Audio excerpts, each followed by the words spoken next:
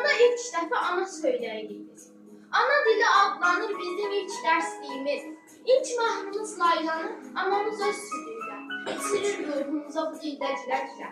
Bu dil bizim ruhumuz, eşqimiz, canımızdır. Bu dil bir-birimizlə əhdi peymanımızdır.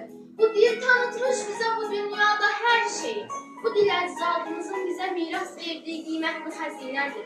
Onu gözlərimiz tək qoruyub nəsillərə biz də hədiyyə verək. Bizim uca dağların sonsuz əzəmətindən, yatağına sığmayan çayların hiddətindən, bu torpaqdan, bu yerdən, elin bağrından qopan yağmurlu nəğmələrdən, güllərin rənclərindən, çiçəklərin iyindən, miyel gözündən, muğanın sonsuz genişliyindən, ağsaçlı babaların əqlindən, kamalından, düşmən üstünə duman o qıratın nalından qopan səsdən yarandın.